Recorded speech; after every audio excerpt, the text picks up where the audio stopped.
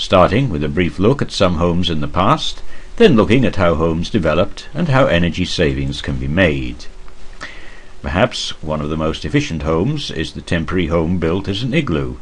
Consider this home from the viewpoint of energy usage. There is no energy other than human labour in the construction. The home has no electricity, no water, and no sanitation. There are also no satellite dishes. This is another home, a home in Botswana. The materials used in construction are sustainable, but there is no electricity, no running water, and no sanitation. Would you want to live your life in this home? Think of all those activities that you would have to forego. Sustainability and energy saving ideas are not new. This Bedouin tent is made from a sustainable resource, and the construction from goat's hair helps keep the tent cool in summer and warm on colder days. How have the lives of many of these people changed after moving to towns? This is the North American equivalent of the Bedouin. The home is made from a sustainable material and suited their way of life. The Native Americans roamed the plains, and their way of life was very different from those who now have to live in reservations. However, most of us would not see this Saxon home as being an ideal place to live, even though it can be argued the home is made of sustainable materials. Can we really survive for long these days without electricity? And what about the stove, washing machine, freezer, and even the television and computer? Here we are in the early 20th century, and a home in the Highlands of Scotland. The roof is still being constructed from a sustainable source, though the stone for the walls was probably quarried. For many of these homes, electricity did not come into the home until the 1930s or later. I was brought up on a farm where electricity finally arrived in the 1960s. Remember that a sustainable resource is one that our descendants can still access. This Norwegian house consists of timber with a sod roof. Timber may also be used for heating and cooking. Patterns have changed, and although such homes are still common, the energy supply is usually electricity, and stoves and other modern appliances are used.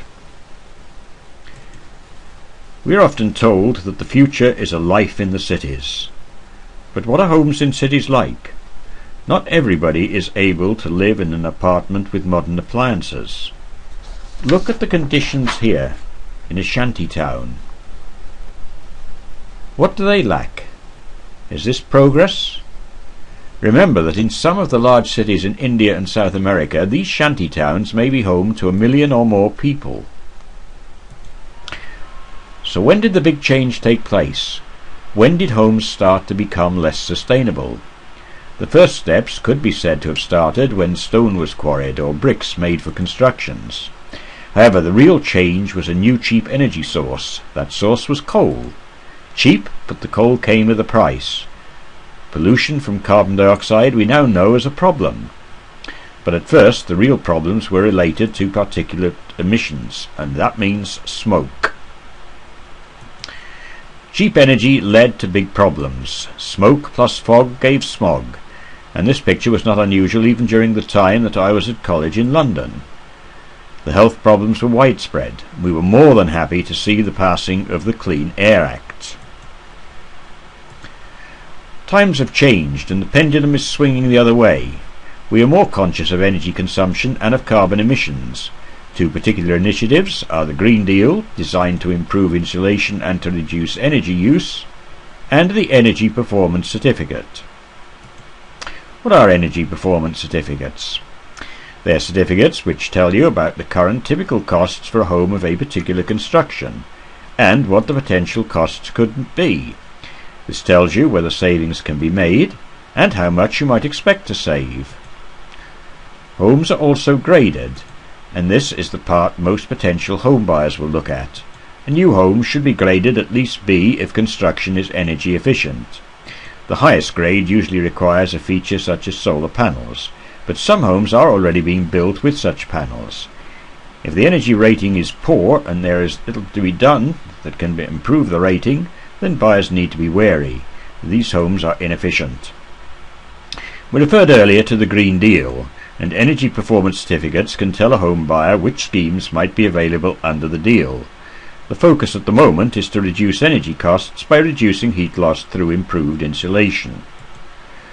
What does the Green Deal help with? How can energy saving improvements be made?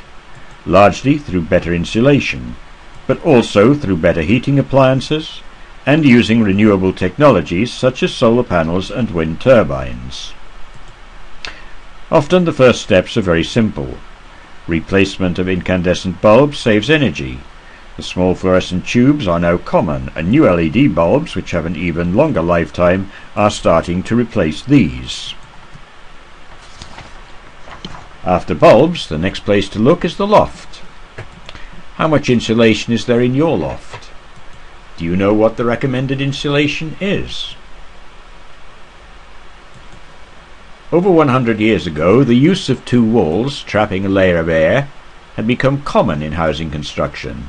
These were known as cavity walls. Now we add an insulating material between the walls when they are built. For older properties, it is often possible to inject a foam between the walls, which then provides the insulation. So homes are improving and uses of materials change. Many homes now have laminate floors, but do these floors have good insulation?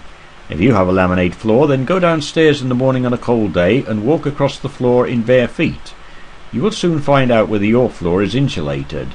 Fortunately, you can do something. Lifting the floor, putting in an insulating layer, then relaying the laminate will reduce heat loss. Other simple ideas to control heat loss include only providing the heat you need to the rooms you are using.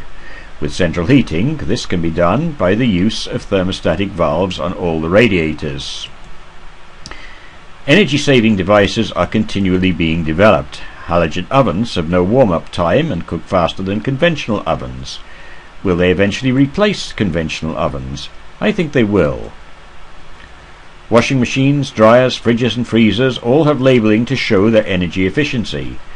Some models may seem cheap, so take a closer look at that energy tag. If you have a calculator with you, then you can do some calculations. This model uses 1.75 kilowatt hours of energy every cycle. So for 4 washes a week at 12 pence a unit, that makes an annual cost of £43.68 per year. Now, some people think that living in a cold climate gives the highest energy costs, but for those living in hot climates, the costs can be even greater. Air conditioner systems often run at 8 kilowatts per hour of use. Run for 24 hours a day, 6 months of the year at 12 pence a unit, the cost could be over £4,000. A major problem with energy use within homes is where all the energy comes from. In some countries, coal is the most widely used fuel. Getting cheap coal may involve blowing up whole mountainsides, creating massive pools of slurry, and it can be many years before such areas are restored. So new ways of producing electricity are encouraged. Solar panels are frequently mentioned, but do you know the initial cost and how long it would be before you made any real savings? Of course, you might still want to use solar panels because the pollution is less. The return is much quicker if you install a windmill, but will your neighbours object? At the moment there is considerable opposition to building more wind farms, but would you really want to return to the smog from using cheap coal? For a few people there may be access to hydropower, but be prepared to be charged for the water usage flowing through the turbine. Targets are now being set to reduce emissions when homes are first built, though the guidance has been described as somewhat vague. Other countries across Europe also have targets. Which seems to be the most aggressive target? The target for Germany to eliminate fossil fuels for electricity production seems particularly aggressive to me. Some people may think sustainable homes are only a dream that the rich can afford. This may have been the case, but times are changing. Of course, there will always be the dream homes. However, sustainable homes are already being constructed at affordable prices. They represent the future. These homes feature wood cladding and sedum roofing. Sedum roofing provides insulation and can also help prevent damage by reducing runoff from rainwater, and we seem to get plenty of that in the UK. My own favourite for sustainable homes is to make greater use of hempcrete. This material produces less CO2 in its preparation, and it locks up carbon. Locking up carbon will become more and more important in reducing emissions. So we started by looking at early homes, which could be seen as sustainable, and we have finished by showing that sustainable homes are still possible, and we do not have to lose the benefits of all those appliances that require electrical energy. This ends the short podcast on energy in the home, but be prepared to look for other savings. Perhaps you can make your own podcast to show how water usage could be reduced, and why this is important.